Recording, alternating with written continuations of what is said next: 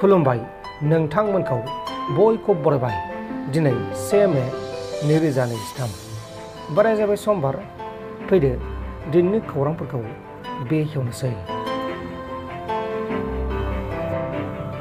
आसामनि बखाघाटआव माखासे डाकाइत सिखावफोरा सासे सुबुंनि स्विफ्ट डिजायर गारि सिंनिफ्राय गारिनि ग्लासखौ सिफायनानै 10 लाख रांखौ खावना लांदों। लुथि जानाय सुबुंनि मुङा जाबाय आब्दुल सात्तार आरो बिथाङा बिजनेसमेन महरै खामानि मावोमोन आरो बे जाथाया जेब्ला आब्दुल सात्तारा गारि सिङाव रांखौ दोननानै बाजाराव मैसो बेदर लायनो थांदोंमोन अब्लानो बे समावनो बे जाथाया जादोंमोन। दा बे जाथायनि सायाव नायबिजिरनाया सोलिगासिनो दङ। बोखांदों हाथियार बोखांदों। धेमाजि डिस्ट्रिक्टनि सिङाव थानाय गगामुख हालामाव आयेननि बेरेखायै हाथियार एबा राइफल लानायनि जाहोनाव सासे सुबुङा पुलिसजों एरेस्ट खालामजादों। हमजानाय सुबुंनि मुङा जाबाय आमिनुल इस्लाम आरो बियो अरुणाचल प्रदेश रायजोनिफ्राय सिला फोथार फारसे दावबायलांगासिनो दंमोन। बे समावनो एरेस्ट खालामजादों। लोगोसे बेनिफ्राय SBBL राइफलबो बोखांनो हादों। बाक्सा डिस्ट्रिक्टनि सिङाव थानाय बाङालिपारा ओनसोलाव मैया फुंनि समावनो दैखर जावबाय थानाय समाव सानै मावथिफोरा दैखर सिङाव अक्सिजेन खम जानानै हां लानो हायै जानायनि जाहोनाव दैखर सिङावनो अबथिरायै जिउ गोमादों। थैनाय सानै मावथिफोरनि मुङा जाबाय रामजान आली 25 बोसोर बैसोनि आरो सिराज आली 43 बोसोर बैसोनि आरो बिसोरो 20 फिट गोथौ हाखराव हाबनानै जावगासिनो दंमोन। पान्जाब रायजोनि गोविंदपुरा महल्ला सोरखारि फरायसालिनि सासे दुथां फोरोंगिरिया 6 थाखोनि हिन्जावसा गथ'फोरनो थाखो खथा सिङावनो गाज्रि नायथावै सावगारिखौ देखायनायनि जाहोनाव पुलिसजों एरेस्ट खालामजादों। हमजानाय दुथां फोरोंगिरिनि मुङा जाबाय राजीव शर्मा। बैसागो फांसनखौ जोबथेसालियावनो गाजा गोमजायै खुंलांबाय। गुवाहाटी नोगोरमानि सिङाव थानाय लख्रा ओनसोलनि मिरु जोबथेसालियाव मैया बैसागो फांसन जालांनायाव बारग'इन देबि आफादनि आवगाय बिथांनि अनजालि बिसिया जोबथेसालियाव थांनानै गोबां गाबनायजों लोगोसे गोथौ दुखुखौ फोरमायदों।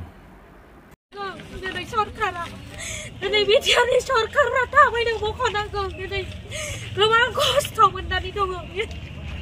दिनै गोबां दुखु दाहा सैसोनानै दङ जोङो गाव गावनि फिसायनि थाखाय। दिनै जोंनि फिसायखौ थाबैनो बख'नांगौ।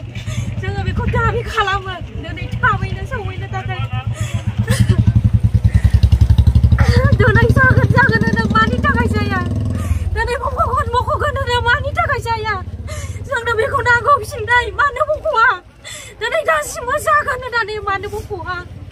दिनै जोङो बेसेबा गोबाव नेबाय गाव गावनि फिसायखौ। दिनै 8 बोसोर जाबाय। दिनै 8 बोसोर बारलांबाय मानो नायफिनाखै? दिनै जोंनि फिसाया हारिनि थाखाय खामानि मावदोंमोन। दिनै हारिनि खामानि मावनानै दिनै बिसोरो मानो दिनै एथ' गोबाव जेलाव सोबजाखो? दिनै बिसोरो मानो नायफिनाखै? दिनै नायफिननांगौ। दिनै खुलुमो गासैखौबो रायजो राजाफोर। दिनै सारमोनखौ आंनि फिसाया अमल मोसाहारि आवगाय होनो आफादाव दिनै नायफिननांगौ। बिसोरो दिनै मानो नायफिनाखै? जोंनि फिसाया दिनै हाग्रायाव खस्थ' मोननाय दुखु मोननांनाय सैनांनाय दिनै जेलावबो बेमार आजारजों सैसोनानै दङ।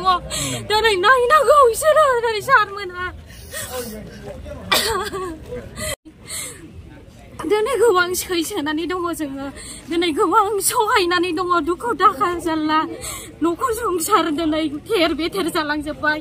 दिनै बिखामजोखौ खामग्लिजोब्बाय। दिनै मानो नायाखै? दिनै मानो गोदाव सोराव? दिनै बर' जाथिया दिनै मानो गोदाव सोराव जानांगोन? दिनै बिसोरो दिनै जेलावनो खस्थ'।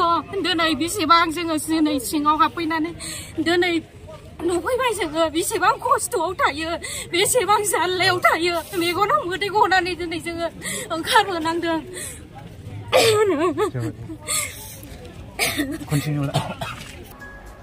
नोंथांमोन दासिमनि माखासे खौरांफोरा बेखिनिल'मोन। बेखिनिसिम नायनायनि थाखाय नोंथांमोननिसिम रोजा रोजा साबायखर। गोजोन्थों। एसेनोसै। जै बर' हारिनि।